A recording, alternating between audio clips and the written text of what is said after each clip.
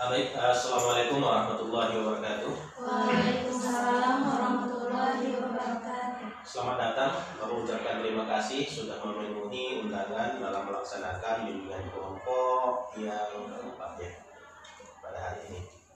Oke, sebelum kita mulai bimbingan kelompok, kita kembali kira-kira apa yang dimaksud dengan bimbingan kelompok itu?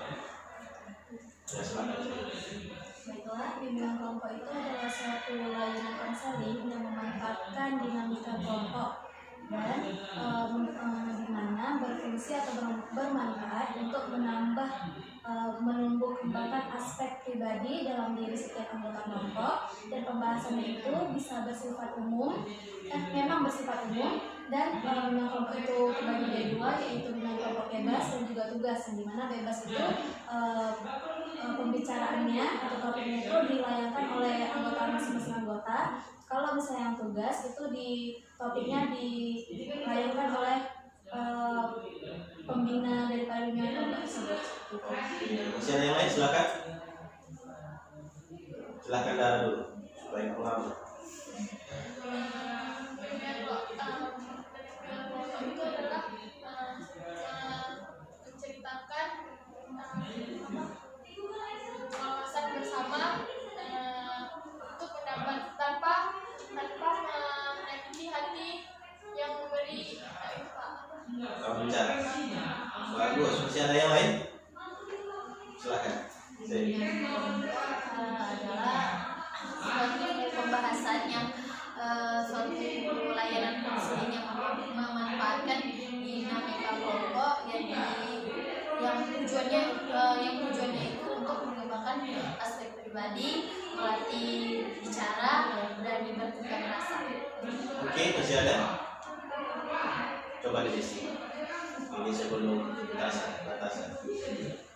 kelompok itu salah satu metode minat dan menggunakan dinamika kelompok, di mana dalam bimbingan kelompok itu membahas masalah yang umum dan terbagi menjadi dua, yaitu membahas yang tugas dan membahas apa yang sedang viral atau apa yang sedang dibicarakan, apa yang akan naik ke masyarakat. Oke, masih ada? Silakan.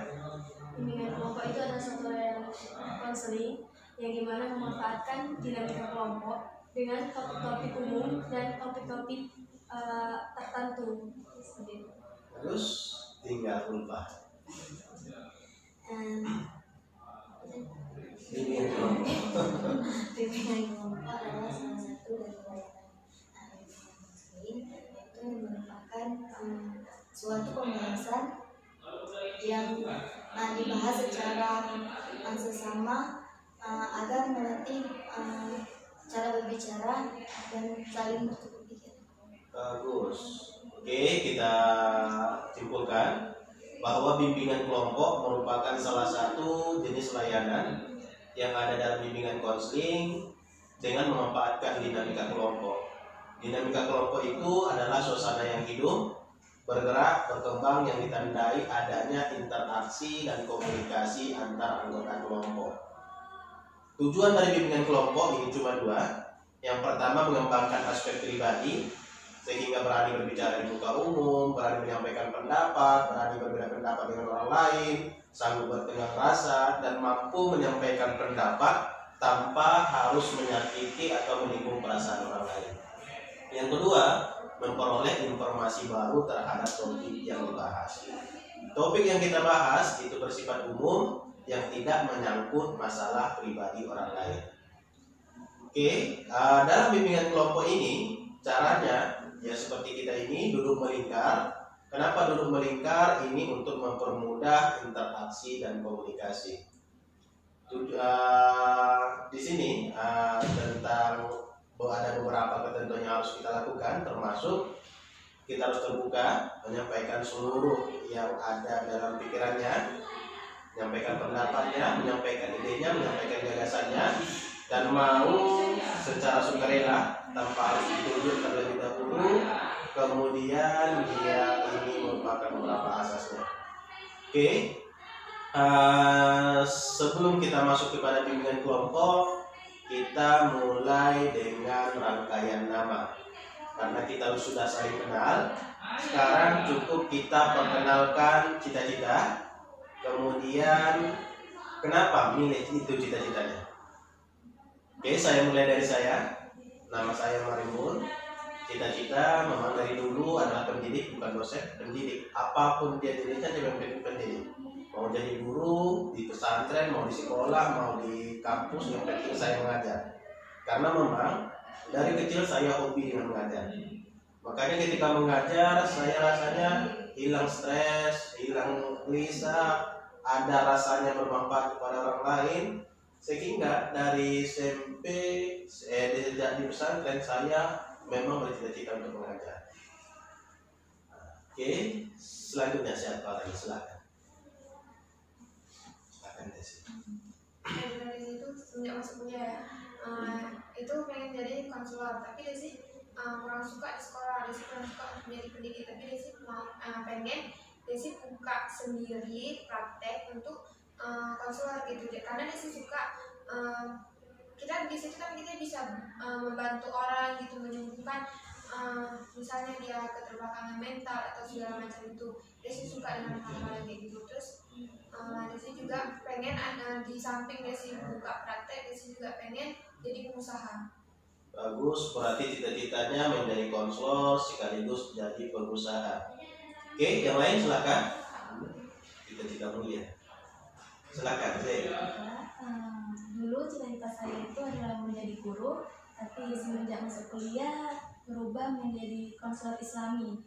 Karena dengan menjadi konselor Islami, dan seperti kata hadis Nabi Muhammad SAW, manusia terbaik adalah manusia yang bermanfaat bagi manusia lain. Maka dari itu, saya bertekad ingin menjadi konselor, bukan konselor saja, tapi konselor Islami, di mana konselor yang berjuang di jalan Allah Subhanahu Wa Taala. Berarti bagus, luar biasa. Khairun nas anfa'uhum linnas. Silakan. Dulu impian aja tuh jadi koki ya, jadi chef. Sekarang udah pindah profesi, udah pembelajarannya udah beda, jadi mikirnya sekarang aja pas kuliah. Jadi Najwa pikir jadi konselor juga ya, sama kayak teman-teman, sesuai dengan jurusan Najwa. Dan saya dan Najwa ingin kenapa memilih jadi konselor, karena Najwa mau semua ilmu yang udah Najwa dapat itu bisa dibagikan ke lingkungan, terutama ke keluarga dulu, lalu ke lingkungan dan siapa yang membutuhkan bantuan Najwa. Bagus. Oke, silakan. Ya, Dara. Dokter gigi, begitu kan Kak? Bisa Apa? jadi dokter gigi. Dokter gigi, oke. Capai jadi Dara bertekad untuk jadi, karena passion Dara sekarang belajar konselor, jadi Dara ingin di bidang konselor. Terus karena Dara suka menulis, Dara juga bertekad ingin menjadi penulis. Bagus, konselor sekaligus penulis. Bagus, luar biasa. Ya, silakan yang lain. Iya, silakan Natasha. Baik, dulu cita-cita Tasya dulu tuh ingin jadi seorang dokter di bidang kesehatan. Sekarang ini Tasya di bidang konselor, jadi Tasya ingin jadi orang konselor karena itu juga menyangkut kesehatan. Kalau di mana jiwa kita sehat, itulah yang akan kita keluarkan. Jadi seperti itu. Berarti menjadi kesehatan jiwa lagi ya, bukan kesehatan fisik. Bagus. Oke, silakan. Cita-cita aku dulu pengen jadi perawat, karena sudah senang merawat orang yang lagi sakit gitu. Tapi karena keadaan jadi aku pindah karena tadi konseling, jadi aku pengen jadi konselor juga. Ingin berbagi ilmu terus bermanfaat bagi orang. Bagus, luar biasa. Berarti sekarang konselor ya? Semua konselor. Oke, selanjutnya sudah siap untuk melaksanakan bimbingan kelompok? Oke, bimbingan kelompok pada kesempatan ini yang akan kita bahas itu adalah bercerita tentang buku yang dibaca. Silakan, mau tentang cerita, mau tentang motivasi, mau tentang tokoh, mau tentang apapun yang dibaca yang kita bisa ceritakan kepada orang lain dari yang kita baca. Nanti kita baca kira-kira topiknya apa, kalau tokohnya apa. Kita setelah kita baca kira-kira apa manfaatnya yang kita baca itu, kemudian apa pelajaran yang bisa diambil dari sana. Oke, silakan siapa yang mulai terlebih dahulu. Ya, silakan. Baik Bapak, Assalamualaikum warahmatullahi wabarakatuh. Waalaikumsalam warahmatullahi wabarakatuh. Buku yang saya ambil yang akan saya bawakan pada hari ini yaitu berjudul Cahaya Allah di Negeri Sakura, karya Rozadi. Beliau adalah seorang mahasiswa Universitas Brawijaya. Beliau menjelaskan di dalam bukunya yaitu berkaitan dengan orang Jepang yang memiliki sifat seperti orang Islam, tetapi orang Islam sendiri yang seperti kebanyakan pada saat ini malah tidak memiliki sifat-sifat keislaman yang seharusnya ada dalam diri seorang Islam tersebut. Maka dari itu beliau mengambil topik pembahasannya, menciptakan buku ini untuk menjelaskan bagaimana yang dimaksud dengan orang Jepang tapi memiliki karakter orang Islam, dan tapi sekarang orang Islam yang memiliki agama Islam tapi kurang memiliki karakter sebagai orang Islam. Seperti daftar isinya yang bab pertama itu isinya janji Allah, judul besarnya. Nah, janji Allah di situ dijelaskan bahwasanya Allah berjanji bagi siapa saja yang bekerja keras pasti akan mendapatkan hasil sesuai dari kerja keras dia. Seperti dalam surah Ar-Ra'd ayat 11, Allah tidak akan mengubah suatu kaum sebelum kaum tersebut mengubah dirinya sendiri. Seperti itulah apa yang terjadi pada orang Jepang sekarang ini. Orang Jepang dulu itu tidak seperti sekarang yang seperti kita lihat. Orang Jepang dulu tuh mudah menyerah, malas, dan berbagai hal yang membuat Jepang mundur dulu. Tapi karena mereka bisa bangkit, bertekad untuk bangkit dari keterpurukan itu, sehingga mereka mengubah diri mereka, sehingga jadilah negara yang memiliki penduduk atau SDM yang sangat berkualitas seperti sekarang ini. Mereka bekerja keras, lalu pantang menyerah. Nah, maka dari itu sesuai dengan janji Allah, siapa yang bekerja keras, yang mengubah diri mereka, maka Allah akan mengubah diri mereka sesuai apa yang mereka kerjakan. Dan seperti itulah apa yang terjadi dalam pencapaian kualitas SDM di Jepang, seperti itu. Lalu di bab kedua ada tentang bagaimana tentang mobilitas atau transportasi di Jepang. Nah, kalau di Jepang itu ada yang namanya kereta listrik. Nah, kereta listrik itu dia sangat tepat waktu datangnya, baik dia pergi maupun pulang tidak telat dalam 1 menit pun. Maka dari situlah orang Jepang dididik karakternya untuk menjadi orang yang tepat waktu, tidak membuang-buang waktu. Maka dari itu karakter Jepang, SDM Jepang di sana sangat tepat waktu dalam melakukan janji, sangat tepat waktu dalam melakukan kerja, karena bagi mereka itu waktu itu adalah uang, waktu itu adalah segalanya. Maka dari itu orang di sana itu sudah sangat dididik untuk memperlakukan waktu itu dengan sebaik-baiknya.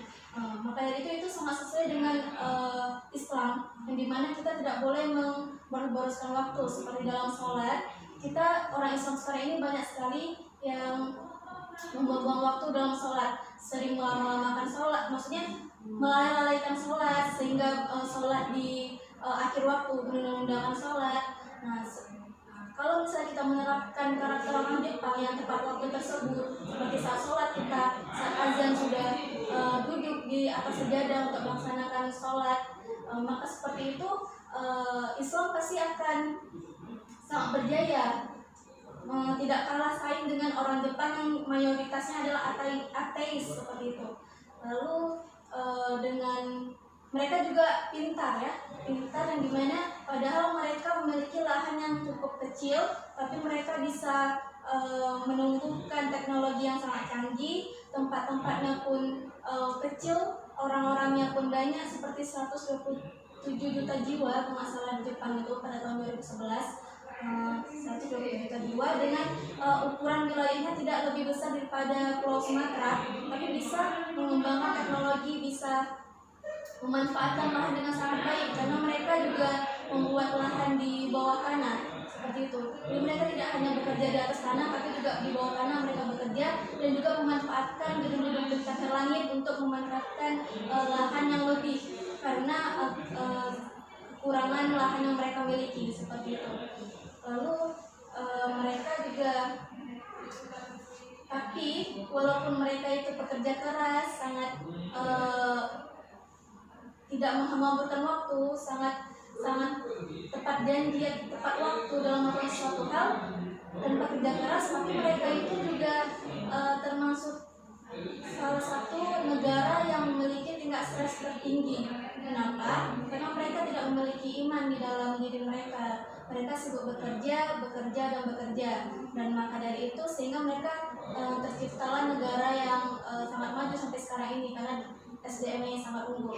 Tapi kekurangan mereka adalah mereka tidak memiliki iman, sehingga banyaknya tingkat stres di Jepang sana, sehingga ada yang namanya tradisi namanya harakiri, yaitu tradisi mereka dalam bunuh diri. Karena sudah mencapai tingkat stres yang sangat tinggi, mereka tidak segan-segan untuk bunuh diri. Seperti di Jepang itu ada tempat bunuh diri khusus, yaitu di hutan, di salah satu hutan. Nah, mereka situ bahkan dalam 1 tahun bisa ada orang ditemukan 100 orang meninggal di dalam hutan tersebut. Itu hanya yang ditemukan, belum lagi yang belum ditemukan seperti itu. Maka dari itu, walaupun mereka negara yang maju, tapi negara mereka juga terkenal dengan tingkat stres yang tinggi. Karena itulah kita sebenarnya kelebihan kita itu kita memiliki iman. Kita memiliki iman. Kalau misalnya kita stres, kita sudah dijelaskan dalam Al-Quran bahwasanya dengan mengingat Allah maka hati kita akan menjadi tentram. Itu ada dalam surah Ar-Ra'd ayat 28 kalau nggak salah, 28 seperti itu. Nah, sebenarnya di dalam buku tersebut dijelaskan bagaimana Islam di Jepang seperti itu. Jadi dalam buku itu dijelaskan bagaimana Islam berkembang di Jepang, lalu bagaimana tempat-tempat ibadah di Jepang, menginformasikan tempat-tempat ibadah di Jepang itu bagaimana, makanan halal di Jepang bagaimana, bagaimana cara kita menghemat uang di Jepang. Karena orang di Jepang itu ada 2 kota termahal di dunia, yaitu Tokyo dan Osaka. Itu adalah kota termahal di dunia. Barang apapun kita tidak bisa menemukan barang murah di sana, tapi selalu barang mahal. Tapi itu diimbangi dengan gaji mereka yang juga cukup tinggi. Karena dengan cukupnya tinggi gaji mereka tersebut, mereka bisa mengimbangi kota-kota yang mahal di dalam negara mereka. Tidak seperti kita kan gajinya sedikit. Kalau ke sana kita mesti menghemat. Maka di buku tersebut kita diajarkan cara berhemat di Jepang bagaimana. Itu ada istilahnya yaitu daiso. Nah, di situ kita bisa mengetahui tempat-tempat yang murah di Jepang. Lalu di dalam buku tersebut kita bisa mengetahui restoran-restoran halal, lokasi-lokasi masjid di Jepang. Nah, berkaitan dengan lokasi masjid, di dalam buku tersebut juga dijelaskan bahwasanya di Jepang semakin lama, dari tahun ke tahun semakin berkembang pembangunan masjid di sana. Maka dari situ orang Islam di Jepang juga semakin banyak di sana dan semakin bisa leluasa untuk melaksanakan ibadah mereka. Tapi tidak dipungkiri juga seperti di daerah-daerah terpencil, mereka pasti orang Islam di sana pasti juga susah untuk menemukan tempat ibadah. Maka dari itu Pak, di sana mereka itu kalau misalnya ingin beribadah saat di luar, mereka sering ke mall lalu pergi ke tempat ganti baju. Nah, cara mengakalinya itu seperti mereka mengambil satu baju, itu tidak mereka beli, tapi mereka ambil untuk mereka gunakan di ruang ganti, yang dimana saat di ruang ganti tersebut mereka sholat seperti itu. Tapi tidak dipungkiri juga jika kita di luar itu di Jepang kan toiletnya tuh toilet kering istilahnya. Kalau di Indonesia itu pasti toilet basah semua kan, ada airnya. Tapi kalau di Jepang itu toiletnya cukup banyak yang toilet kering. Maka dari itu kita berwuduk pun susah. Kalau berwuduk kita bisa di wastafelnya. Tapi kalau di wastafel pun itu juga cukup menghambat ke dalam berwuduk ya. Nah, berkaitan dengan wastafel juga di Jepang itu, wastafel itu juga aliran airnya itu diatur secara otomatis. Jika kita mengadapkan tangan di dekat keran baru dia keluar, tapi saat dia sudah nggak tangan kita jauhkan, dia tidak keluar lagi airnya. Maka dari situ kita belajar bahwa orang Jepang itu suka berhemat, mereka suka berhemat. Nah, di dalam Islam kita diajarin untuk berhemat karena orang yang boros itu adalah temannya setan, seperti yang dikatakan dalam firman Allah di Al-Quran, seperti itu. Lalu di dalam buku tersebut juga jelaskan karakteristik orang Jepang yang menggambarkan karakteristik Islam, seperti pekerja keras, lalu pemalu, lalu suka memberi salam terlebih dahulu, dan juga saat memberi salam pun mereka tidak menjabat tangan, tetapi dengan cara membungkukkan badan. Dengan cara seperti itu kan itu cukup sangat efektif untuk yang muslimah saat memberi salam kepada yang bukan mahram, sehingga kita tidak bisa langsung menjabat tangan orang tersebut. Kita hanya bisa tinggal membungkukkan badan, itu sudah disebut dengan salam dari Jepang sana. Seperti itu. Lalu mereka juga sering memberikan semangat, saling membantu, ramah, mengulurkan tangan lah gitu, saling membantu, seperti itu. Cuman kalau di Jepang sana memang kalau misalnya dalam hal berinteraksi mereka suka individualis, seperti saat di kereta itu mereka suka membaca buku secara mandiri sendiri gitu. Jarang adanya kita temui interaksi antara sama orang kalau sudah di luar, kecuali tapi tidak dipungkiri ada beberapa juga yang seperti itu, yang ramah terhadap orang lain. Itu orang-orang tradisional yang biasanya ramah seperti itu. Tapi kalau orang-orang masa kini di Jepang itu jarang yang berinteraksi langsung dengan orang yang tidak dikenal, seperti itu. Berbeda dengan Indonesia kan ramah. Setiap kita mau naik angkot atau naik kendaraan apa, kita kenal maupun nggak kenal, kita pasti kita ramah, kita kawani, seperti itu kan. Nah, maka dari itu dalam buku tersebut jelaskan bahwasannya seharusnya kita yang beragama Islam memiliki karakter Islam yang sesungguhnya, memiliki karakter yang dimana orang Jepang miliki, padahal mereka tidak menganut agama Islam. Mereka mayoritasnya itu ateis, tapi mereka memiliki karakteristik Islam yang dimana juga harus kita sebagai contoh. Kita seharusnya malu kita agama Islam, tapi kita tidak berkarakteristik sebagai Islam. Dari buku tersebut kita bisa mempelajari bahwasanya kita harus lebih kafah lagi dalam menjadi diri, dalam menjalani kehidupan sebagai orang yang beragama Islam, seperti itu Pak. Lalu dalam buku tersebut juga dijelaskan bagaimana musim-musim yang terjadi dalam Jepang. Jadi sebenarnya buku tersebut juga bisa memberikan kita pegangan buku saku gitu untuk apa-apa saja sih musim yang ada di Jepang, terus festival-festival apa aja yang ada di Jepang. Misal kayak di Jepang itu kan ada 4 musim ya, tidak seperti di Indonesia cuma 2. Di Jepang itu ada 4, yaitu musim semi, musim gugur, musim panas, dan musim dingin. Nah, kalau musim semi itu ada yang namanya festival Hanami. Festival Hanami itu adalah festival yang kalau musim semi kan bunga-bunga bermekaran ya. Di Jepang itu terkenal dengan mekarnya sakura. Nah, Hanami itu adalah suatu festival di mana kita piknik di bawah mekarnya sakura, di bawah mekarnya pohon sakura, kita piknik bersama keluarga. Biasanya orang-orang di sana sambil minum sake, tapi kalau di orang Islam tidak melakukan itu, hanya duduk-duduk saja menikmati mekarnya bunga sakura sambil menikmati makanan-makanan halal yang mereka bawa. Seperti itu kalau di Jepang yang beragama Islam. Lalu kalau festival musim panas ada yang namanya Hanabi. Hanabi itu adalah festival kembang api kalau di sana. Lalu ada juga festival musim dingin dan musim gugur di sana. Banyak festival seperti lainnya di Indonesia, juga banyak perayaan. Di sana pun juga banyaknya festival seperti itu. Jadi buku tersebut juga termasuk sangat cocok menjadi buku panduan pegangan untuk umat muslim yang ingin berlibur ke Jepang seperti itu, Pak. Jadi yang dapat kita ambil pelajaran dari buku tersebut yaitu yang mengambil pelajaran adalah yang lain. Silakan. Siapa yang bisa mengambil pelajaran dari buku yang dibaca oleh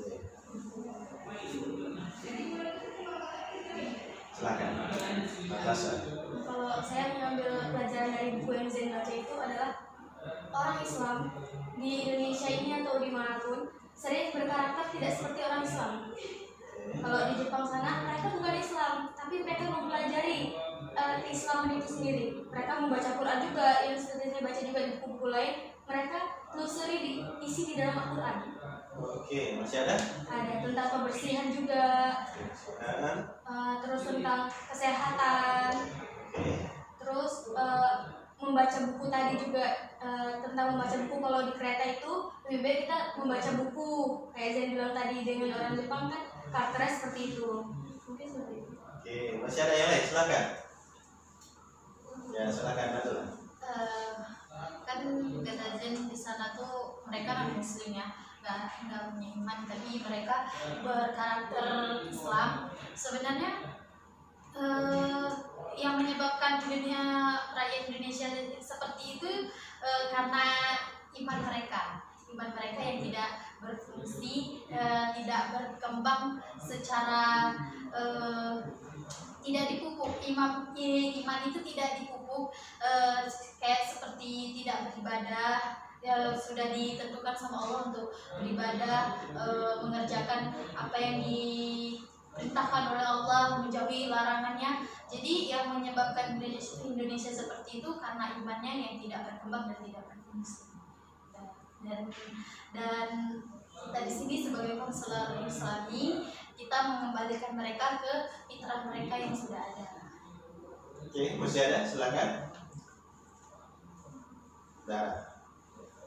Jadi pelajaran yang bertampil seharusnya kayak kita harusnya banyak mencontoh apa yang ada di dalam Al-Quran dan hadis. Kita sekarang banyak rakyat Indonesia ini malah bergaya seolah-olah mereka mengikuti kiblat Barat.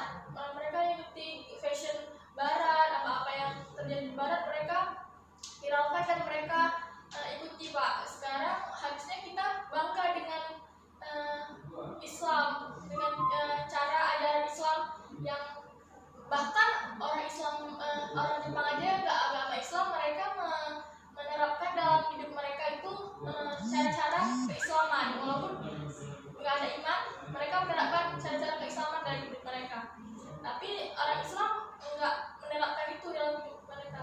Harusnya orang Islam itu bangga dan gimana ya? Harusnya orang Islam yang lebih menjadi kiblat, bukan orang Jepang yang menjadi kiblat Jepang. Kan itu lebih unggul orang Jepang ya. Bagus, masih ada? Silakan. Dari yang kita ambil dari yang Zain ceritakan tadi, kayak yang kawan-kawan bilang juga tadi, soalnya yang Islam malah bukan seperti beragama Islam dan sebagainya. Dan kemudian masalah waktu, kagum juga gitu sama orang Jepang gitu yang semua itu mereka lakukan secara tepat waktu, termasuk yang kayak tadi masalah boros atau hematnya seperti air yang saya bilang tadi, dimana kalau misalnya kita udah mengadakan tangan baru air itu keluar. Kalau di sini kan seolah-olah kita tuh nggak ada hemat-hematnya gitu. Kalau air ya hidup aja, bahkan sampai bertumpah-tumpah gitu. Listrik kan habis juga tanpa kita sadari. Orang yang di perkampungan pedalaman sana masih banyak kekurangan air, masih banyak nggak kedapatan listrik. Tapi kita yang kota-kota sini malah sering sekali membuang-buang air, membuang-buang tenaga listrik gitu. Dan juga yang tadi itu tidak tepat waktu, misalnya orang Islami bisa, bahkan kita udah ada sebutannya dengan jam karet, kita nggak tepat waktu sama sekali. Kagum sekali gitu ya sama orang Jepang, yang dimana mereka melakukan semua itu udah tertata rapi gitu, jamnya, jam segini mereka melakukan ini, jam segini. Cuman ya salahnya orang tuh bukan salah, tapi memang mereka mengandung itu, mereka nggak punya iman gitu. Oke, tinggal lupa. Silakan. Dari cerita saya tadi, ini Pak, kita orang Islam, tapi kita gimana ya, bertingkah laku seperti bukan orang Islam, kebanyakan seperti itu.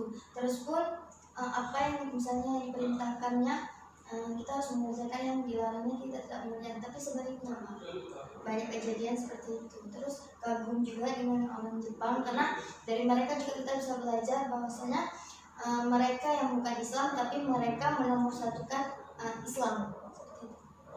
Luar biasa. Oke, jadi sudah banyak tadi beberapa pelajaran yang sudah diambil dari buku yang dibaca oleh kawan kita Zain, termasuk tadi yang disampaikan oleh kawan-kawan. Di sini yang bisa saya simpulkan, pertama memang orang Jepang itu bukan ada dasarnya mereka rajin, bekerja keras kan? Apa enggak? Makanya tadi saya membacakan ayat Innallaha la yughayyiru ma biqaumin hatta yughayyiru ma bi anfusihim. Tidak akan mungkin Allah mengubah nasib seseorang kecuali dia sendiri yang mengubah nasibnya sendiri. Artinya apa? Mereka berubah dari keterpurukan kemudian bangkit makanya menjadi pekerja keras, disiplin, bersih, hemat dan lain sebagainya. Itu menggambarkan Islam. Bahkan kalau di buku yang Zain itu baca, pasti di akhir nanti saya menemukan Islam di depan, bukan di tempat lain. Artinya apa? Islam, nilai-nilai Islam itu adalah ditemukan oleh pengarangnya itu baru di Jepang. Mulai dari tingkah lakunya, bertingkah lakunya, pengamalannya, sifatnya, sikapnya, semua diamalkan dengan nilai-nilai Islam. Termasuk tadi menghemat.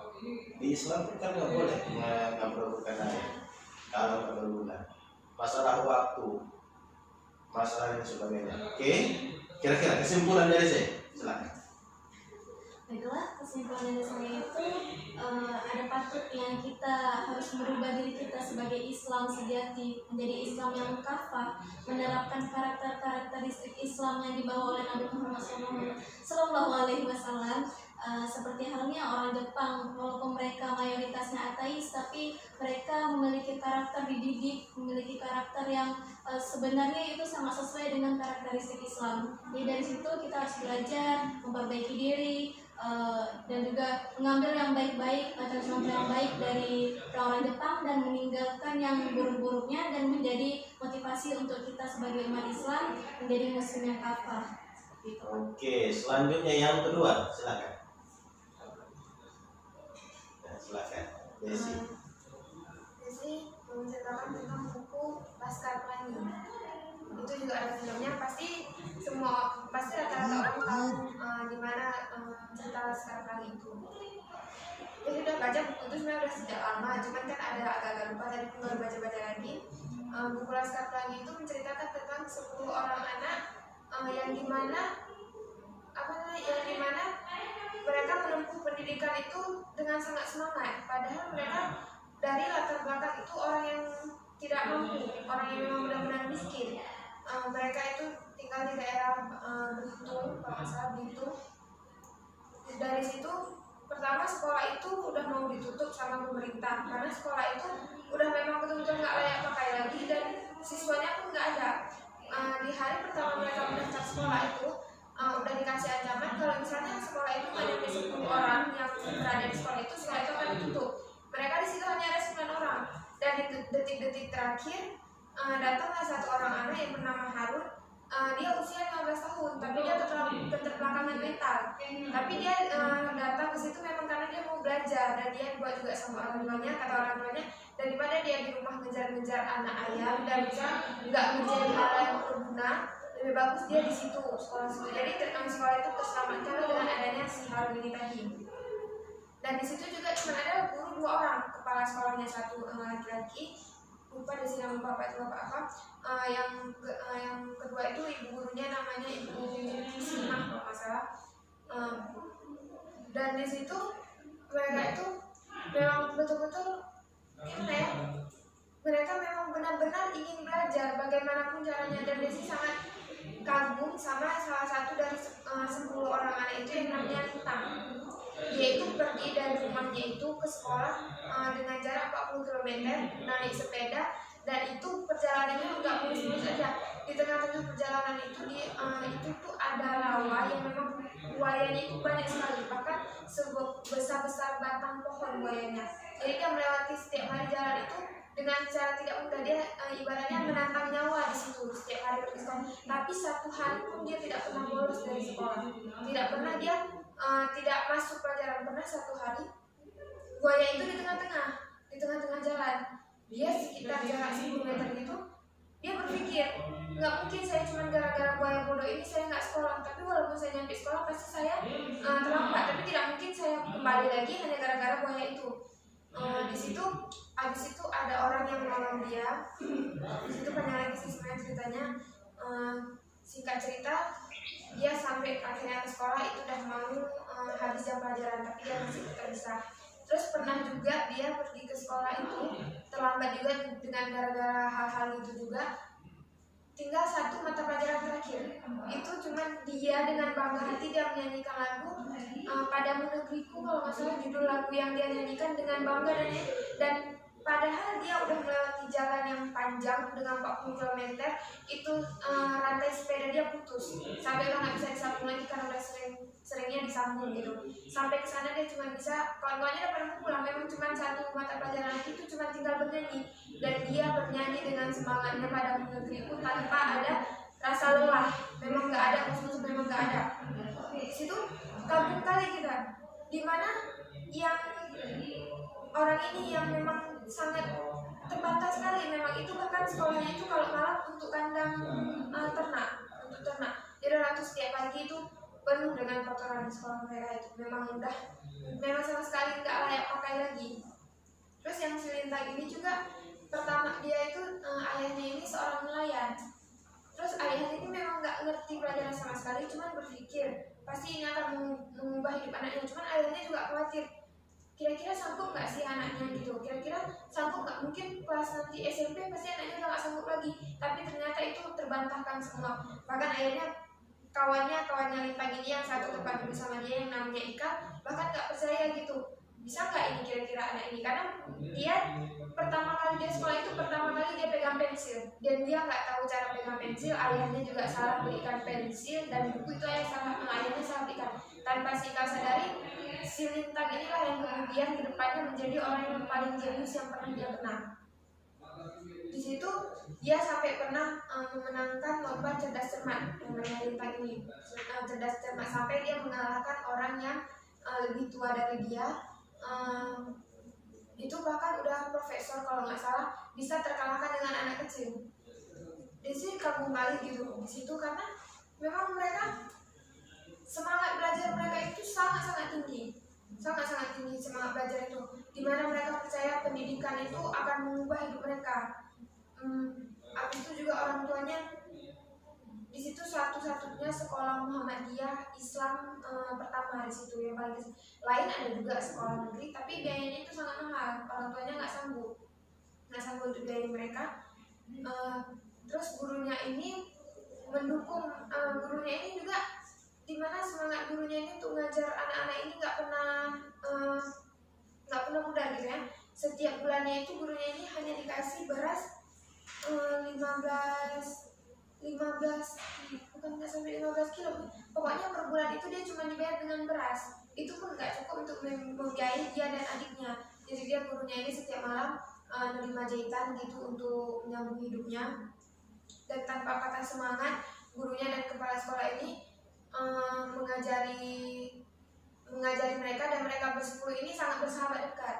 Dan gurunya itu karena gurunya tahu mereka suka melihat pelangi, jadi diberilah nama mereka Laskar Pelangi.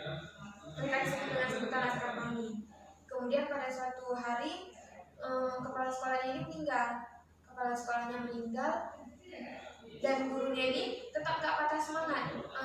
Di situ kita diajarkan bagaimana kita tetap harus semangat tanpa kita ada sandaran lagi. Dan kata-kata dari kepala sekolahnya yang paling dia itu ada di bab 3 kalau nggak salah, hiduplah untuk memberi sebanyak-banyaknya, bukan hidup untuk menerima sebanyak-banyaknya. Jadi semiskin-miskinnya mereka 10 Laskar Pelangi ini, tapi mereka gimana caranya semangat gigih mereka itu, bahkan kita kalau menghayati membaca cerita itu nangis. Memang betul-betul kita bisa nangis dengan cerita itu. Kita membayangkan kita hidup enak, udah termasuk enak kita hidup ya, menempuh pelajaran juga kita enak gitu, tapi kita bisa-bisanya yang kita berkebutuhan kita itu cukup, pendidikan kita juga memadai, fasilitas juga memadai, tapi kita masih nggak berpikir gitu, gimana sih orang-orang yang pendidikannya itu sangat susah, tapi mereka semangatnya itu sangat tinggi, tapi kita dengan fasilitas yang banyak ini, pendidikan kita kok bisa kita masih melalaikan pendidikan, kok bisa kita nggak mikir kita kuliah gini. Banyak juga kita lihat yang udah ini, maksudnya mereka nggak mikir gitu biaya kuliah itu berat bagi orang tua mereka, tapi mereka nggak ada gitu berpikiran untuk segera menyelesaikan kuliah gitu. Mereka nggak berpikir begitu. Soalnya dari cerita itu kita bisa lihat bagaimana orang yang susah, fasilitas sekolah nggak lengkap, tapi dengan semangat mereka yang sangat tinggi, mereka bahkan nggak sekolah. Yang kayak tadi Lintang itu bahkan cuma untuk mengikuti satu mata pelajaran terakhir hanya untuk menyanyikan lagu Padamu Negeriku itu dengan sangat semangat. Dari cerita itu banyak juga bisa diambil hikmah. Terus salah satu dari mereka itu lupa di sini namanya siapa, pokoknya salah satu dari 10 orang itu sampai pas dia udah besar itu dia bisa sekolah di Paris atau Prancis. Itu memang cita-cita dia dari kecil. Tapi sayangnya sebentar ini pas SMP kalau nggak salah dia nggak bisa sekolah lagi karena ayahnya meninggal, jadi dia nggak bisa sekolah lagi entah karena nggak bisa. Padahal sekolah itu juga nggak, biayanya itu nggak ditentukan, terserah orang tuanya itu berapa mampu orang tuanya itu bayar sekolah itu. Terus banyak hikmah yang bisa diambil dari situ. Misalnya tadi kegigihan di mana latar belakang mereka hanya orang miskin yang memang betul-betul nggak punya apa-apa, tapi mereka bisa sekolah. Semangat mereka yang sangat tinggi. Kemudian juga dari gurunya tadi, yang dimana gurunya ini nggak pernah lelah untuk mengajarkan murid-muridnya. Gurunya ini sangat sahabat juga dengan murid-muridnya ini. Dan waktu kepala sekolahnya meninggal, gurunya ini masih bisa tetap terus bangkit gitu, walaupun gurunya tidak ada sandaran lagi, karena sebelumnya pas kepala sekolahnya masih hidup ini memang mereka ini berdua gitu. Terus kepala sekolahnya ini orang yang sangat memotivasi. Dia ini berpenampilan kalau dilihat itu sangat garang, misal sampai murid-muridnya ini nggak berani, tapi begitu dia membuka mulut, begitu dia berbicara, seolah-olah 1 jam itu 1 menit bagi mereka. Karena memang orang yang sangat memotivasi kepala sekolahnya ini. Terus kayak tadi, jangan kita pandang seberapa jauh jarak kita ini, sampai-sampai kita buat kita untuk malas untuk kita sekolah. Kita juga dari Lintang tadi 40 km dia dari rumahnya itu naik sepeda, bukan dengan perjalanan yang mulus-mulus saja, tapi dia nggak pernah dia bolos sekalipun, nggak pernah dia nggak sekolah sekalipun. Segitu gigih semangatnya dia untuk mengejar pendidikan. Selanjutnya ini mana ya? Gimana? Oke, silakan. Yang ingin mengambil pelajaran dari buku yang dibaca oleh Desi, silakan. Bisa kita pahami itu suatu pukulan juga ya untuk kita. Kita seharusnya bersyukur orang tua kita masih mampu membiayai kita kuliah. Seharusnya kesempatan ini nggak kita sia-siakan, nggak sibuk main-main. Seharusnya ilmu yang kita dapat tuh banyak ya, kita syukuri. Dan yang paling saya ingat juga waktu guru bilang pas SMP ya, karena lagi batat-batatnya sering bolos, kenapa kalian nggak bersyukur? Kalian ini termasuk enak. Di kota-kota lain banyak yang mau sekolah, ingin sekolah, keterbatasan sekolah, tapi kalian di sini enak. Kenapa kalian nggak bisa sekolah dengan nyaman, rajin menuntut ilmu? Kenapa? Katanya gitu kan. Jadi ada juga motivasi untuk saya juga, kadang juga nonton film kayak gitu juga. Itu suatu pukulan juga untuk saya. Kenapa kita itu malas ya?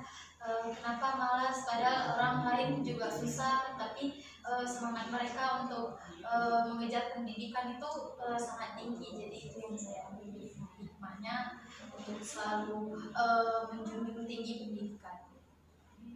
Cukup? Oke, silakan yang lain. Silakan saya. Dari buku Laskar Pelangi yang bisa baca, kita bisa belajar bahwasanya dengan berjuang, bekerja keras, dengan gigih, pantang menyerah, kita bisa mendapatkan cita-cita apa yang kita maukan, seperti yang Allah sudah janjikan dalam surah Al ayat 11. Allah tidak akan mengubah suatu kaum sebelum kaum itu mengubah dirinya sendiri. Maka dari itu, dari novel Laskar Pelangi ini kita bisa belajar dari anak-anak yang tadinya memiliki keterbelakangan ekonomi, keterbatasan ekonomi, tapi mereka dengan usaha yang kuat, gigih, ingin sekolah, ingin memiliki ilmu, ingin menggapai cita-cita mereka.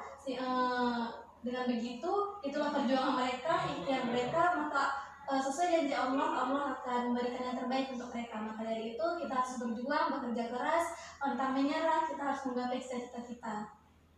Jadi Allah akan memberikan janji Allah tersebut pada kita. Oke, luar biasa. Silakan. Mulai. Nah.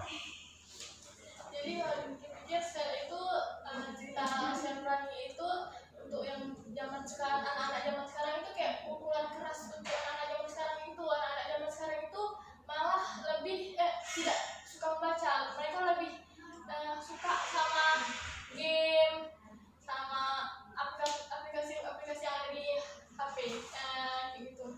Kalau kita lihat perjuangan orang-orang dulu untuk belajar itu sangat susah. Sekarang kita dengan mudah, dengan yang beberapa dari kita memiliki mampu untuk ekonomi yang berada, jadi kita mampu untuk belajar lebih dari yang orang-orang dulu sebagai keras itu. Tapi kita nggak bersyukur, kita nggak belajar selayaknya seharusnya kita belajar itu, Pak. Bagaimana seharusnya ya?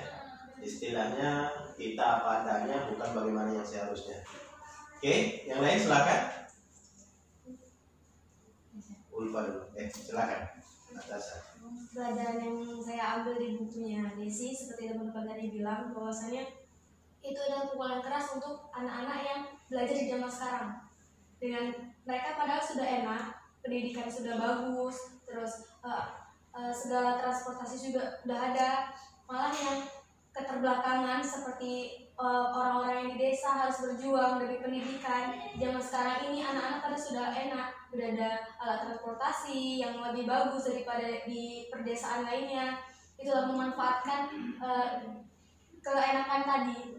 Tapi anak zaman sekarang malah mereka tidak memajukan pendidikan mereka, malah malas di rumah. Seharusnya bisa belajar dari cerita tersebut. Seperti itu. Bagus. Masih ada? Silakan. Dari cerita Desi tadi, jadi sangat berbeda dengan dengan di masa sekarang, karena anak-anak yang sekarang itu mereka mau menyepelekan pendidikan, karena mereka meskipun mereka mampu, tapi mereka ini menyepelekan, sedangkan yang di desa mereka sangat memperjuangkan pendidikan tersebut dengan keterbatasan mereka. Bagus, luar biasa. Oke. Beberapa pelajaran yang sudah sampaikan kawan-kawan itu sangat betul. Terutama yang bisa kita ambil pelajaran dari yang disampaikan Desi. Yang pertama, memang kadang-kadang ada seseorang yang bisa menyelamatkan nasib. Seperti yang disampaikan tadi, justru anak yang cacat mental yang menyelamatkan sekolah. Ketika yang mendaftar hanya 9, ternyata yang Allah berikan penyelamat itu bukan orang normal, tapi orang yang cacat. Artinya apa? Siapapun dia, bagaimanapun dia itu sebenarnya pasti ada manfaatnya Allah ciptakan, terutama untuk kita. Yang kedua, kita disitu belajar tentang kesemangat, belajar tentang kegigihan, belajar tentang kesungguh-sungguhan, belajar pantang menyerah, berantang istilahnya nggak mengeluh, dan kita juga belajar dari gurunya tentang keikhlasan. Makanya yang sampaikan Desi tadi cuma dibayar hanya beberapa beras per bulan. Tapi begitu pun mereka mengajarkan. Kenapa? Karena memang mereka bukan hanya mengharapkan imbalan di dunia. Istilahnya mereka lebih mengharapkan di akhirat. Dan pelajaran yang selanjutnya yang bisa kita ambil, kita lihat ternyata sekolah yang disepelekan bisa memenangkan lomba dengan sekolah-sekolah bergengsi, terutama tadi sampai gurunya pun dibantah oleh Serinta dengan keilmuan dan kejeniusannya. Padahal dia dulu disepelekan, dianggap oleh orang tuanya pun nggak percaya bahwa dia bisa seperti itu. Dan yang terakhir yang bisa kita ambil pelajaran, ternyata dari sekolah yang seperti itu terbelakang bisa sampai ke Paris. Artinya apa? Manjada wajada. Siapapun yang bersungguh-sungguh pasti mendapat. Artinya apa? Masa depan adalah dimiliki oleh orang-orang yang mempunyai kesungguhan pada masa ini. Oke, selanjutnya silakan. Buku yang saya baca itu karena nggak ada juga buku di rumah, jadi saya baca buku bimbingan dan konseling Islam itu untuk menambah membaca-baca ulang lagi untuk banyak yang udah lupa. Jadi yang saya menarik di buku itu ada satu bab, yaitu fitrah iman yang tidak berfungsi. Nah, fitrah iman yang tidak berfungsi ini dikatakan kafir. Kenapa dibilang kafir? Karena kafir itu berasal dari kata kafara, yaitu menutupi, menimbun, menyelimuti. Mengapa dibilang seperti itu? Karena sejak manusia menjadi calon manusia, iman tersebut itu sudah diberikan sama Allah. Sejak sel itu di tulang sumbi kedua orang tuanya, dan karena suatu kepentingan yang mereka menutupinya dengan berbagai alasan, karena jabatan atau karena kelalaian mereka. Jadi yang menyebabkan iman itu tidak berfungsi karena iman yang tidak berkembang juga itu karena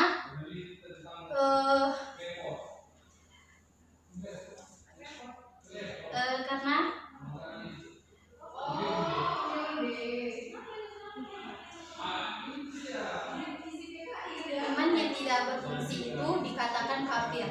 Lalu iman yang tidak berkembang itu dikatakan orang Islam, dia sudah dilahirkan dengan Muslim sejak lahirnya, tapi iman itu tidak berkembang karena adanya kelalaian dari manusia tersebut.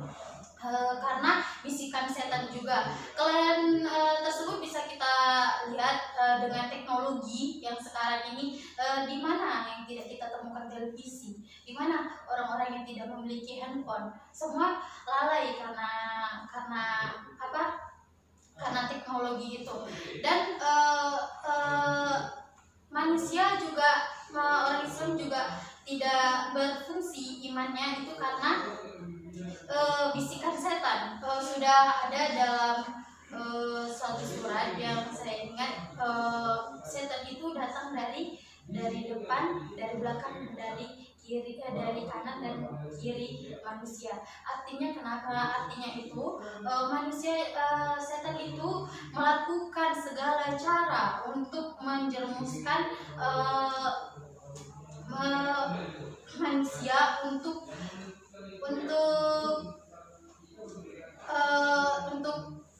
lalai, untuk menjauhi perintah Allah. Lalu permusuhan antara iblis dan manusia itu karena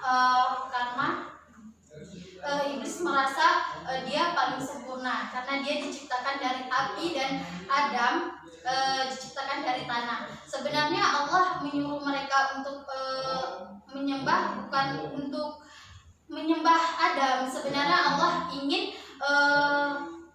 para malaikat, iblis, semua ciptaannya itu menghargai apa yang diciptakan, bukan untuk membanggakan Nabi Adam.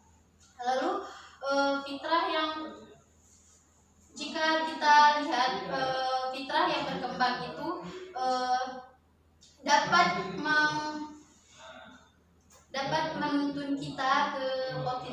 dapat menuntun kita ke jalan yang benar.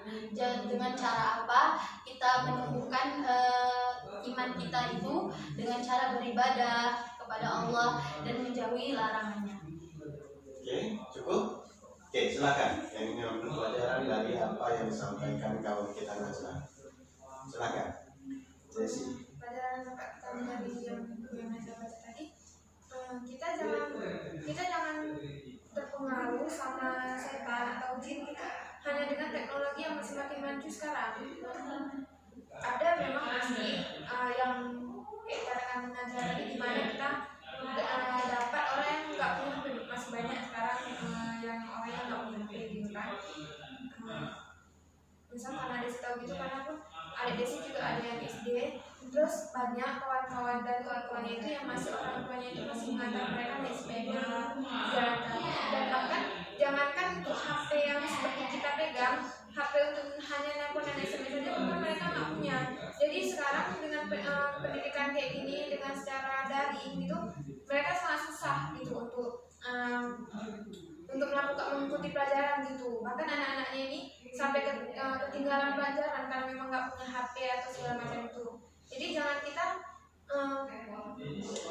hanya karena kemajuan teknologi ini semakin canggih, kita melupakan ibadah kita melupakan apa yang seharusnya sebenarnya apa tujuan kita hidup di dunia ini. Jangan kita lupakan hanya karena sebuah gadget yang bisa kita di tangan, ibaratnya sekarang istilahnya dunia ada di tangan kita. Kita jangan berpikir seperti itu. Kita harus berpikir sebenarnya apa tujuan kita hidup di dunia ini. Itulah yang seharusnya kita utamakan. Memang boleh kita bermain gadget itu, tapi kan kita harus lebih banyak mengambil yang positifnya dari internet, dari gadget itu kita mengambil banyak positifnya. Jangan kita serap semua yang negatifnya. Oke, luar biasa. Masih ada? Silakan. Zee. Kesimpulan yang dapat diambil dari buku yang Najla baca, Bimbingan Konseling Islam karya Anwar Sutoyo. Nah, dari situ kita mengetahui bahwa manusia itu semenjak menjadi seorang manusia sudah memiliki fitrah iman. Barang siapa yang meninggalkan atau membuang jauh-jauh fitrah tersebut, maka manusia tersebut menjadi kafir. Dan dimana kafir itu berasal dari kata kafaro, yang berarti menyelimuti atau menutupi iman yang sudah Allah berikan pada si manusia tersebut. Padahal semenjak manusia sudah dalam bentuk sel di tulang sulbi orang tuanya, Allah sudah memberikan fitrah iman kepada manusia tersebut. Dan kenapa fitrah iman bisa tidak berkembang? Seperti yang dikatakan Najla tadi, ada dua alasan, yaitu yang pertama karena kelalaian manusia tersendiri dan oleh bisikan setan. Nah, barang siapa yang mengikuti kedua tersebut, maka tidak berkembanglah fitrah si manusia tersebut. Maka dari itu, kita sebagai manusia yang sudah memiliki fitrah iman, yang sudah Allah berkahi kita dengan fitrah iman, harus tetap mengembangkan fitrah kita agar jangan sampai hilang fitrah kita tersebut. Harus mengembangkan potensi-potensi yang ada dalam diri kita, sehingga kita bisa menjadi muslim yang kafah. Seperti itu. Oke, pertanyaan yang lain silakan. Natasha.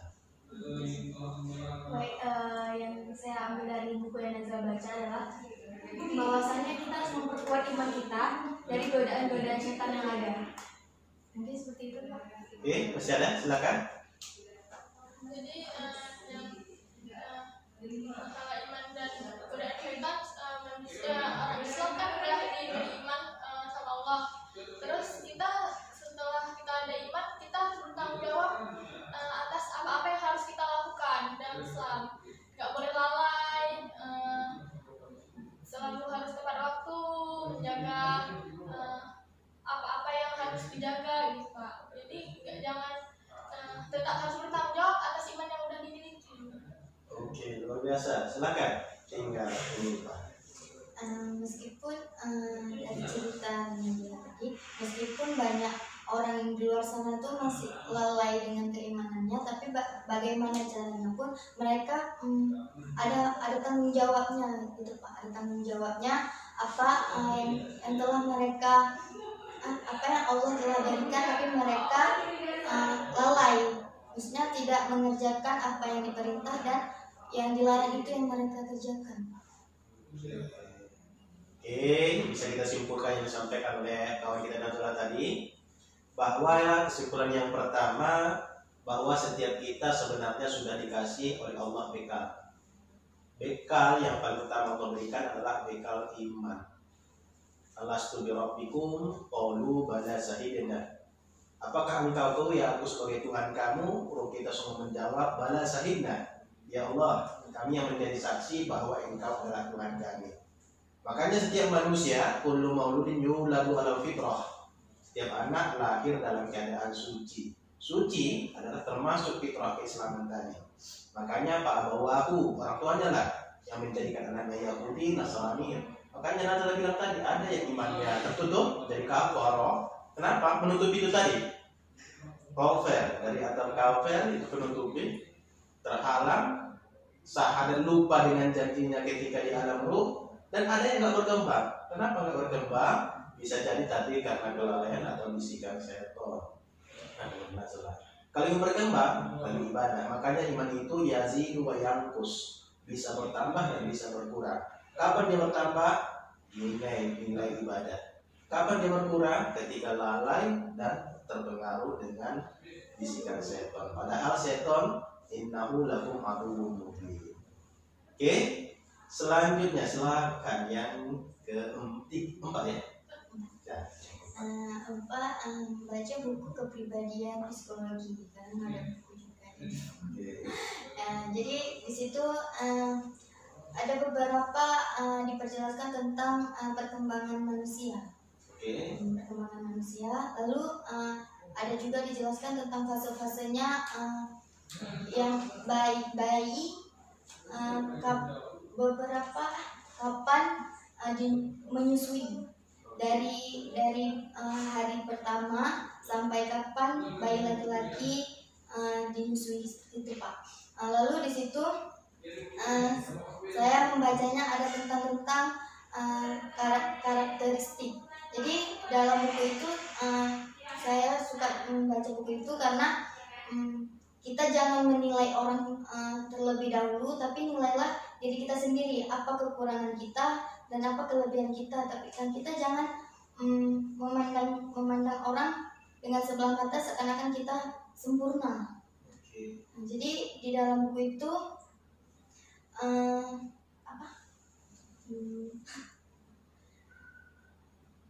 di dalam buku itu manusia diciptakan berbeda-beda, walaupun rambut sama hitam, tapi pemikirannya itu berbeda-beda Pak. Seperti itu ya. Nah itu berarti psikologi itu mengajarkan bahwa manusia itu pasti semua berbeda, bautingannya pun berbeda ya.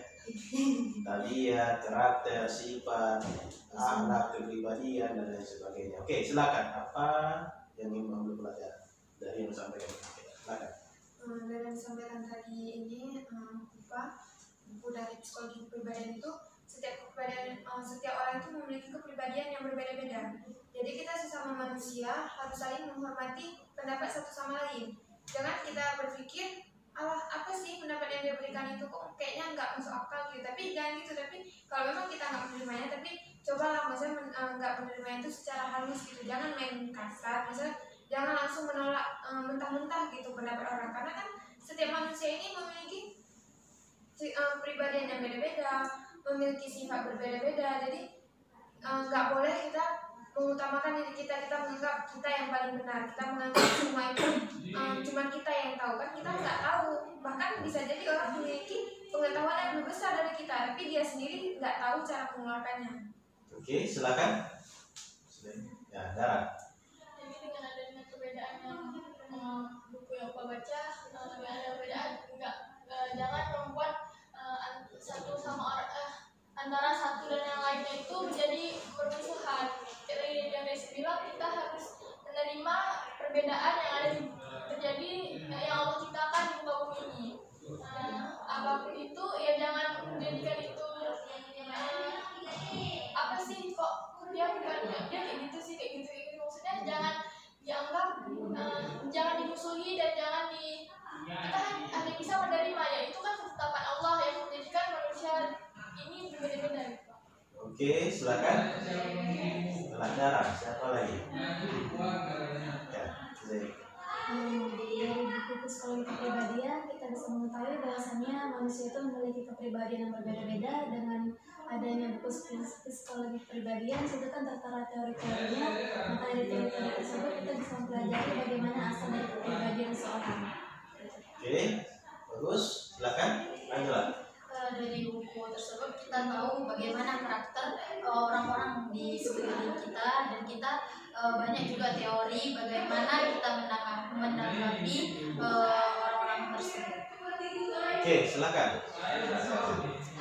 Baik dari buku yang baik tadi, kita bisa mengambil kesimpulan bahwasanya setiap manusia itu berbeda-beda. Kulit boleh sama, rambut boleh sama, tapi sifatnya berbeda. Terkadang ada orang yang berpikiran, dia itu sama aja, menyepelekan seseorang. Padahal sifat seseorang itu berbeda-beda. Mungkin seperti itu. Oke, masih ada?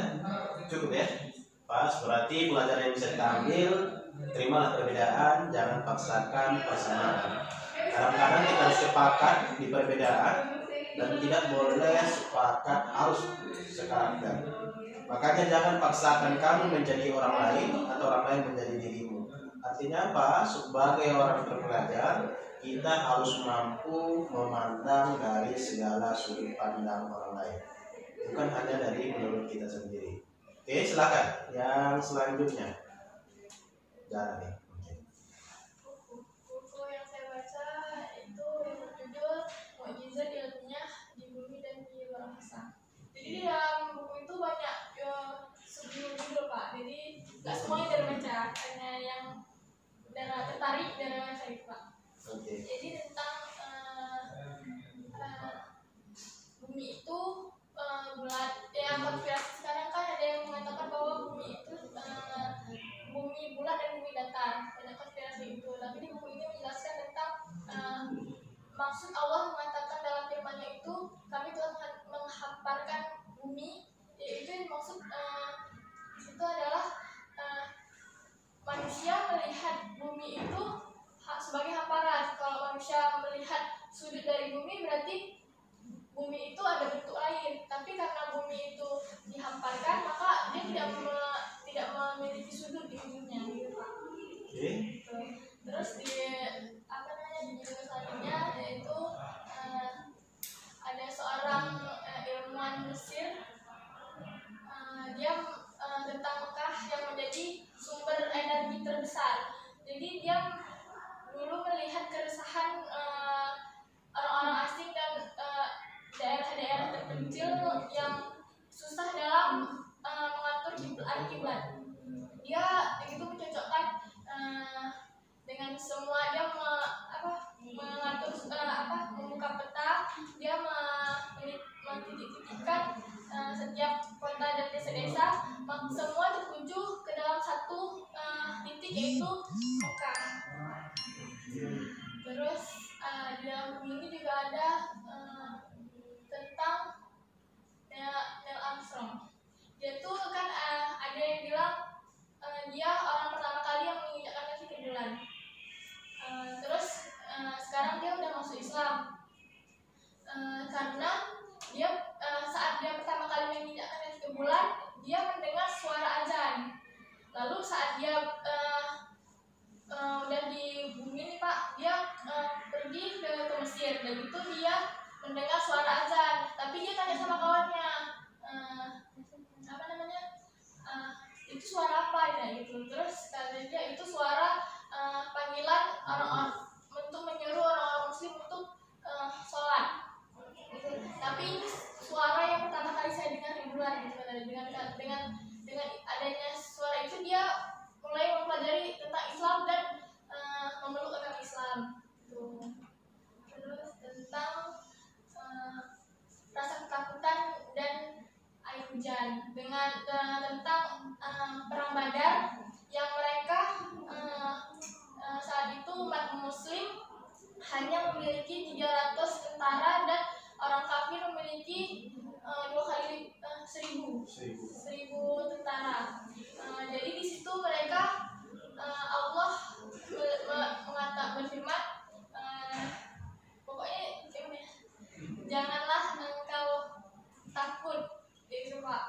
Maka engkau harus meminta kepadaku, maka aku akan menghilangkan rasa takut dan memberimu bala bantuan, Pak.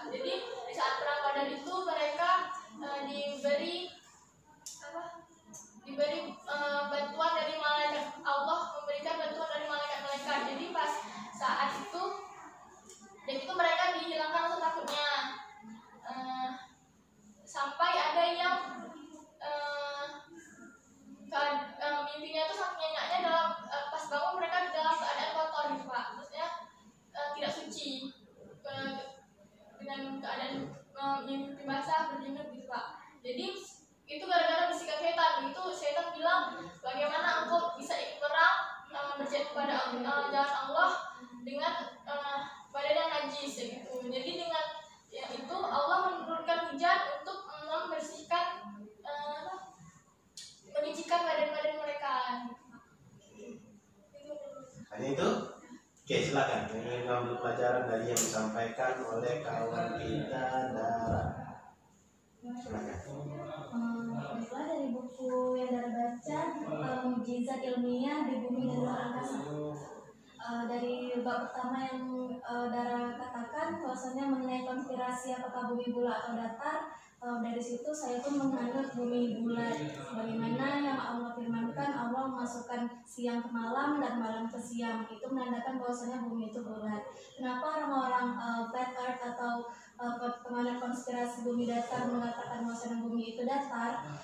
Mereka percaya bahwasanya hamparan itu yaitu adalah hamparan yang berbentuk datar, bukan bulat. Padahal kalau kita mengetahui bahwasannya hamparan itu jika ada bola kalau kita hamparkan sebuah karpet situ, maka karpet situ pun juga akan terhampar dalam suatu bola tersebut. Dengan mengatakan bahwasannya yang dimaksud Allah dalam Al-Quran, Allah menghamparkan bumi itu adalah suatu hamparan bumi yang luas, tidak mengatakan bentuknya. Sedangkan dalam bentuknya itu Allah mengatakan Allah siang memasukkan malam dan malam memasukkan siang. Itu kan menandakan bahwasanya bumi itu berbentuk bulat seperti itu. Makanya saya menganut body earth daripada flat earth, lebih tertarik kepada body earth daripada flat earth.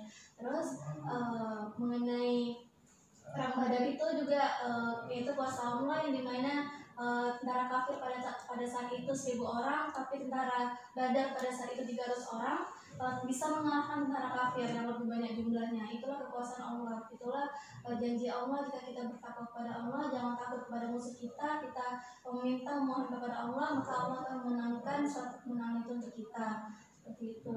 Lalu juga mengenai Neil Armstrong tadi, saya baru dapat pelajaran baru. Ternyata Neil Armstrong sudah masuk Islam ya. Berkaitan dengan konspirasi, bahwasanya ada juga yang tidak percaya bahwasanya Neil Armstrong itu tidak pernah ke bulan. Ada yang mengatakan seperti itu. Tapi ada juga yang berpikir bahwasanya Neil Armstrong itu benar-benar sudah ke bulan. Jadi baru saya ketahui bahwasanya Neil Armstrong sudah masuk Islam dan mengatakan bahwasanya dia mendengar azan di bulan, dan saat di bumi dia juga mendengar azan di bulan. Dari situ dia mendapatkan hidayah sehingga dia masuk Islam. Dia mendapatkan pelajaran baru dari apa yang ada dalam buku tersebut seperti itu. Oke, masih ada yang lain?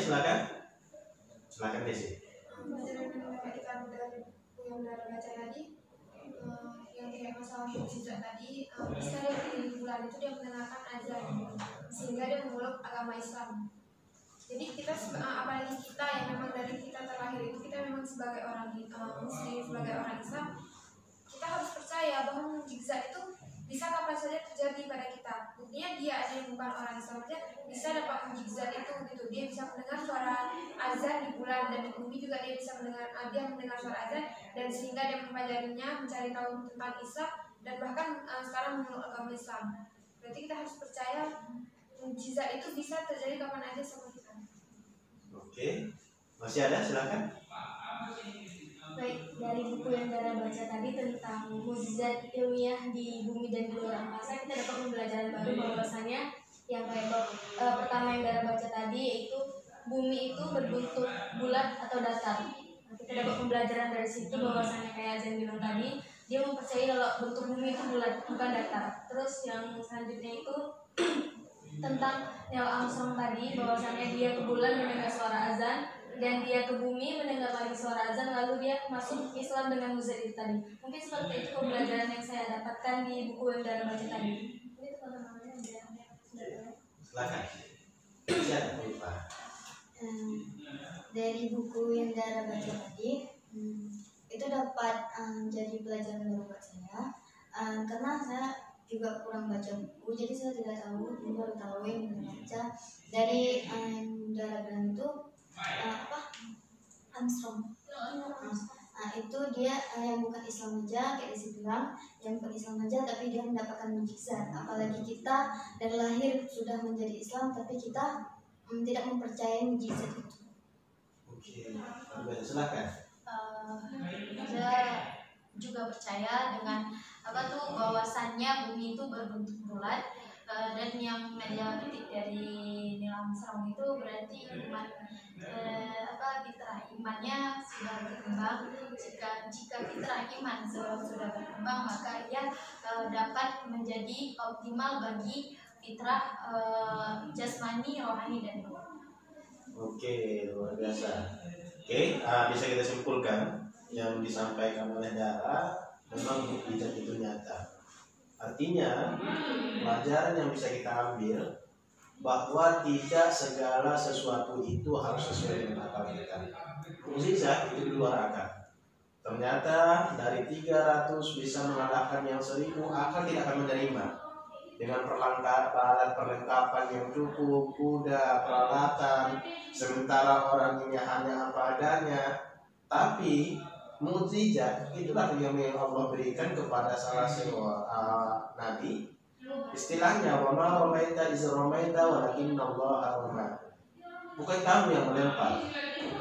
Wama romaita, tidaklah kamu melempar. Wama romaita iz romaita, apabila kamu melempar.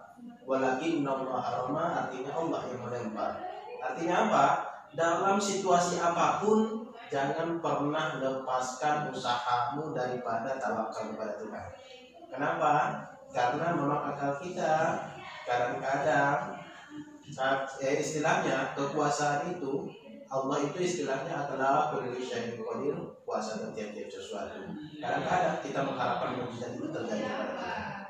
Oke, silakan. Yang selanjutnya, Natasha. Kalau komik boleh Pak? Ya? Membaca komik? Boleh. Yang penting yang menarik. Apapun yang dibaca. Kita kan koleksi komik Doraemon. Jadi Tasya baca dari buku yang Tasya baca itu, yang episode terakhir lah, Stand By Me. Siapa yang nggak kenal dengan episode itu ya kan? Tentang persahabatan dari dunia luar ke dunia yang nyata. Cerita Doraemon ini adalah kisah seorang persahabatan. Doraemon, kita cerita Doraemon ini adalah orang dari luar, ibaratnya dari tahun-tahun yang akan datang. Dia datang untuk merubah nasib si Domita ini tadi, merubah nasib ke jalan yang benar dan tidak bangkrut usahanya di kedepan harinya. Nah, Doraemon datang untuk mengubah nasib si Domita tadi dengan anak buyutnya yang didatangkan bersama Doraemon.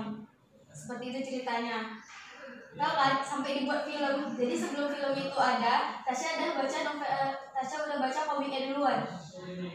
Nah, dari situ jadi cerita tersebut bahwasannya si Domita itu dibantu Doraemon untuk melakukan apa saja yang Domita lakukan, apa saja yang Domita mau.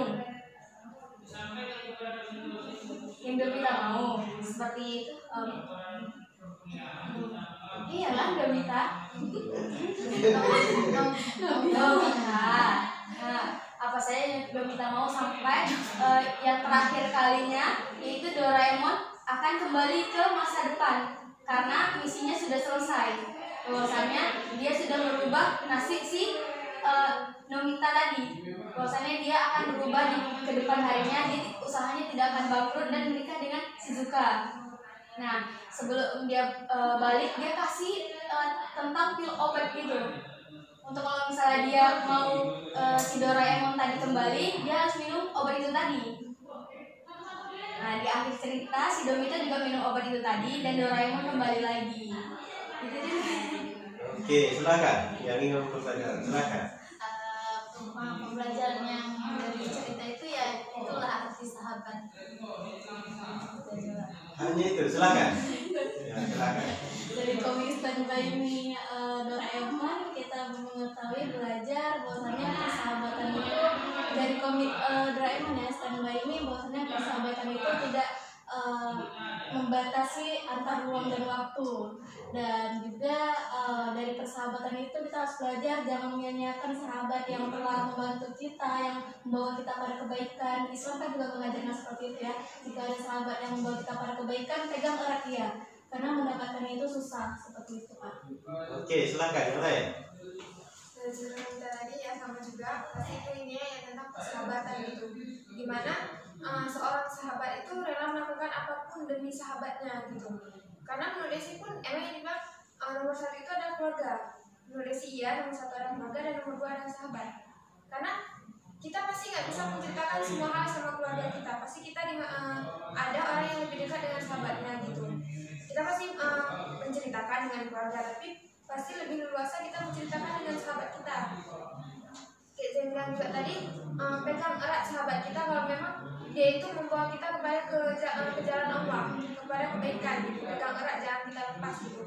Gimana perjuangan dia kayak Nobita tadi, apa yang Doraemon tadi, apa yang diinginkan Nobita pasti dilakukan gitu. Pasti apapun yang Nobita mau, apapun yang Nobita inginkan dibuat sama dia. Begitu juga sahabat kita, pasti kalau memang dia sahabat sejati kita, pasti apapun kesenangan kita dia juga senang, kesedihan kita dia juga sedih, dia juga merasakan apa yang kita rasanya. Kalau dia sama sahabat nggak perlu kita ucapkan, kita minta tolong pun dia akan mengerti gitu. Jadi arti sahabat itu sangatlah berarti, sampai rasanya nggak ada kata-kata yang bisa melukiskan arti sahabat itu apa. Bagus, luar biasa. Silakan.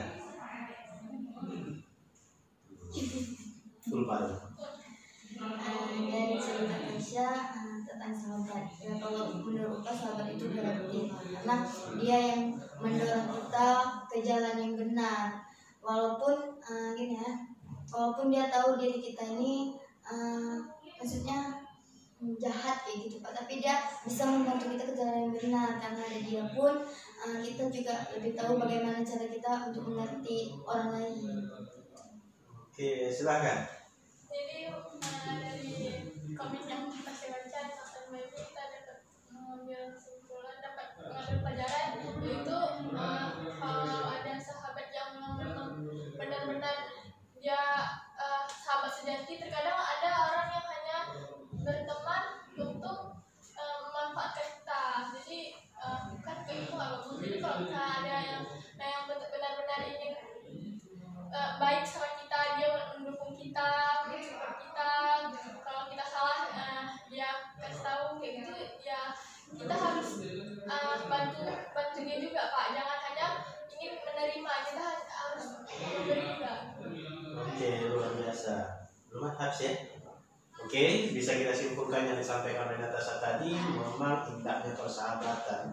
Ternyata persahabatan itu bisa dilakukan oleh jenis yang berbeda. Artinya apa? Ketika persahabatan bisa saling melengkapi, saling menutupi, dan saling mengasihi. Sehingga seperti yang disampaikan oleh kawan kita Zain tadi, tidak terpisah oleh ruang dan waktu. Oke, itu dari beberapa buku yang kita minati, yang kita baca. Sekarang kita akan bercerita. Bapak lihat tadi memang sangat menarik cerita dari buku yang dibacanya. Banyak pelajaran yang bisa kita ambil. Sekarang, apa itu manajemen waktu? Ya, silakan. Berarti cara seseorang untuk mengatur waktu. Yang lain silakan. Cara untuk memanage waktu agar semua tujuan yang ingin kita capai dilakukan dengan secara terstruktur. Bagus, luar biasa. Silakan, Desi. Manajemen waktu itu adalah bagaimana seseorang mengatur waktu atas apa yang sudah ditargetkan. Tidak bilang aja manajemen waktu yang paling kecil itu adalah per hari gitu ya. Apa yang sudah kita targetkan, dengan kita membuat manajemen waktu, semua itu akan tercapai secara tepat waktu. Oke, siapa lagi? Manajemen waktu itu adalah suatu perencanaan, pengorganisasian atau penstrukturan dalam menangani waktu kita agar lebih terstruktur saat kita menjalaninya. Oke, luar biasa. Silakan, masih ada? Manajemen waktu adalah cara kita untuk mengatur waktu, memanage waktu, apa-apa yang kita lakuin, kita tuh udah tulis waktunya, memanage waktu tersebut supaya mencapai tujuannya apa yang kita lakukan. Oke, masih ada? Silakan. Manajemen waktu itu suatu penyusunan waktu yang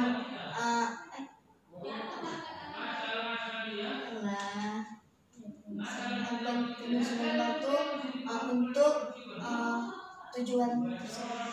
Oke, luar biasa. Dari beberapa pendapat kawan-kawan berarti bisa kita simpulkan manajemen waktu itu dimulai dari perencanaan. Kita mulai merencanakan kira-kira kalau seperti yang dibuat Desi tadi sehari ini apa, bagaimana kita manajemen waktunya. Kemudian kira-kira waktu-waktu apa yang harus kita gunakan. Mungkin waktu belajar jam sekian, waktu bermain jam sekian, waktu nonton sekian, waktu sholat sekian, waktu apa sekian. Kemudian kita mulai mengaktualisasikannya, menerapkannya. Kemudian lalu kita kontrol kira-kira umpama setelah kita manage mana yang terlaksana, mana yang enggak. Umpama kita buatlah tadi waktu belajar kita dari jam maghrib sampai isya, cukup itu aja. Ketika tidak terlaksana, kira-kira apa? Kenapa bisa nggak terlaksana?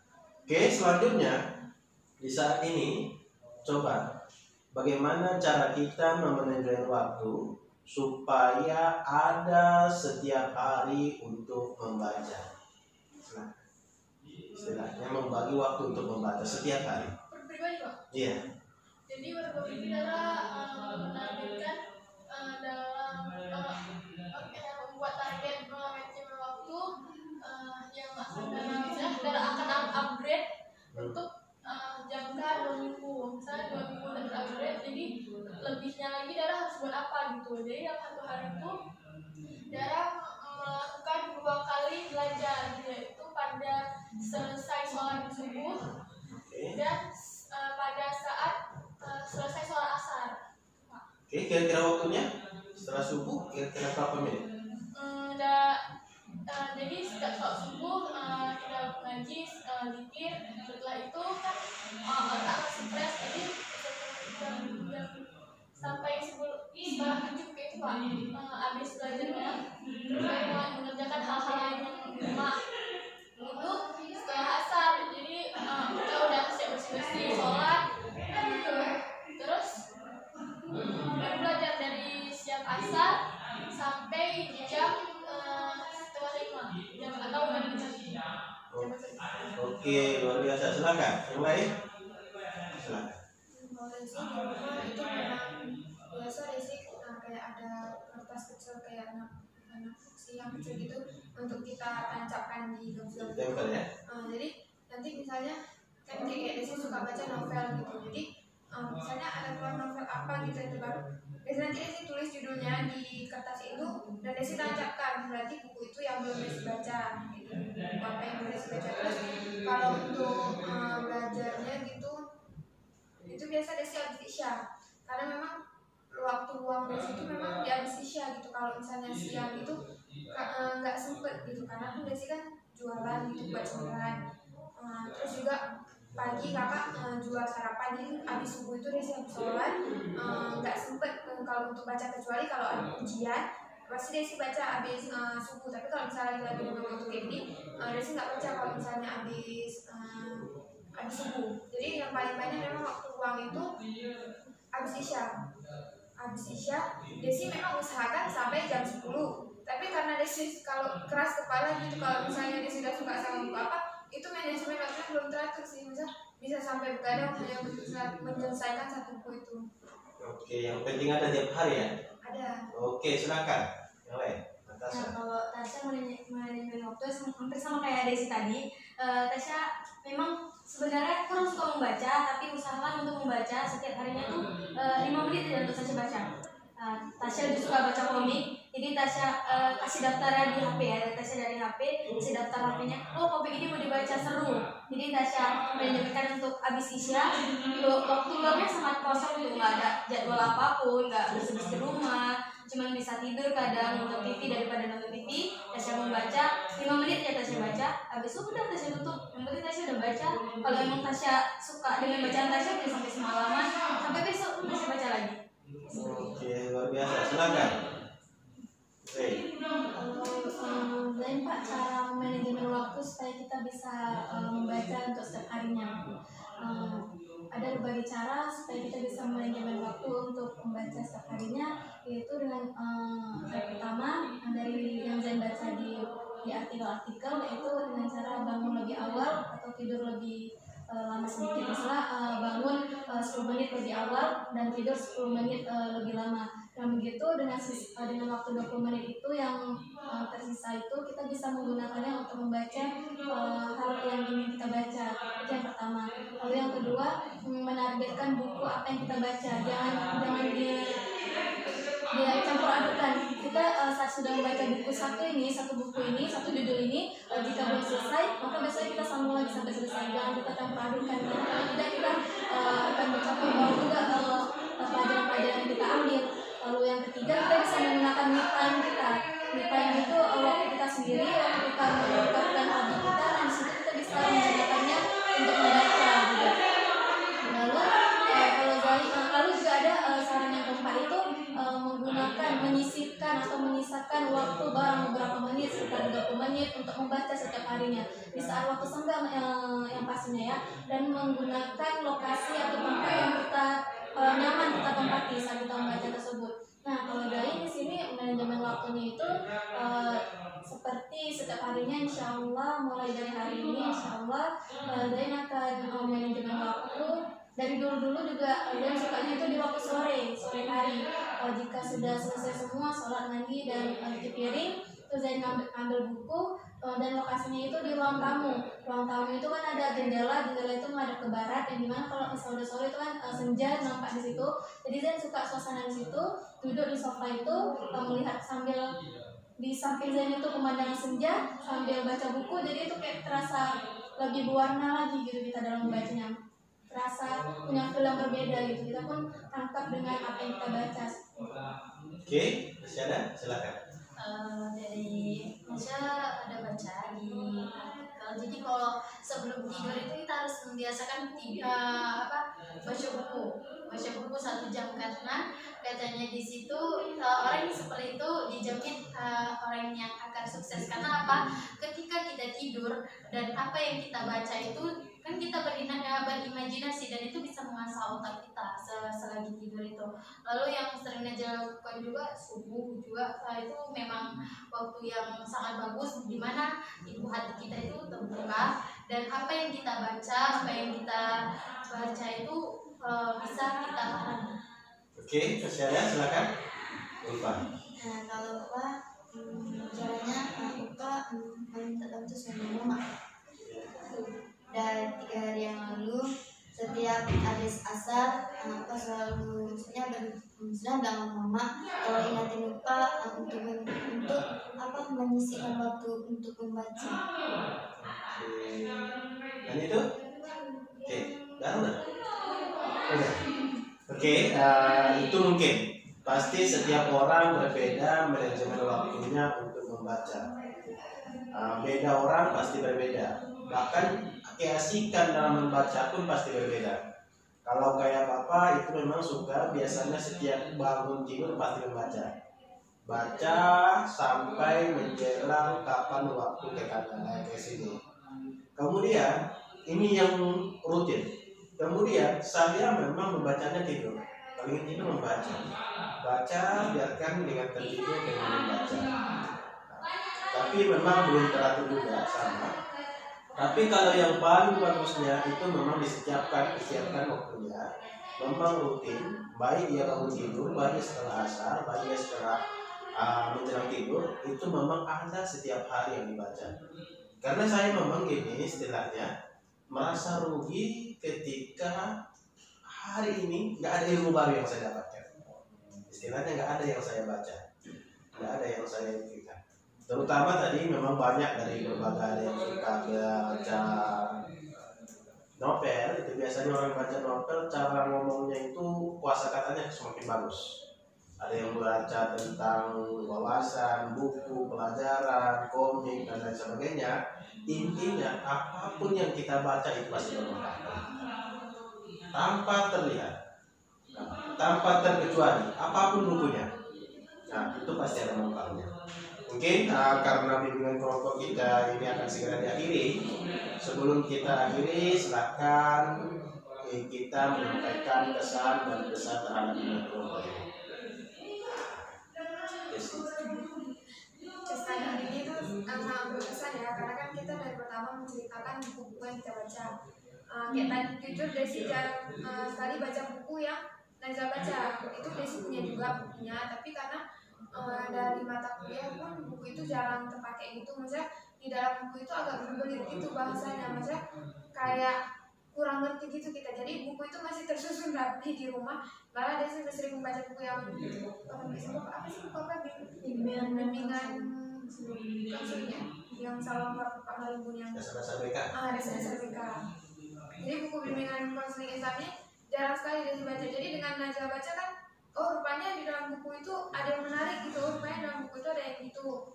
Terus dari cerita kawan-kawan juga tadi, dari cerita Zain juga semua gitu kan. Jadi kita bisa mengambil hikmah gitu, dapat mengambil pelajaran dari buku yang kawan-kawan baca. Pesannya semoga minggu depan lebih menarik lagi. Oke, silakan. Sarah. Jadi kesan yang didapat di hari ini dengan kita mendengar kawan-kawan menceritakan tentang hasil bacaannya, kita mendapat banyak pandangan baru, ilmu baru seperti yang dibaca tadi kayak menggugah untuk kita lebih baik lagi gitu Pak. Terus kesannya ya semoga kedepannya lebih ramai lagi ya, kawan-kawan yang datang lebih ada, jadi kita lebih banyak menerima wawasan yang baru yang banyak-banyak itu Pak. Terus yang lebih menarik. Oke, silakan jalan selanjutnya. Pertama juga menambah wawasan, banyak yang Najwa ambil dari Neil Armstrong, dari budaya Korea,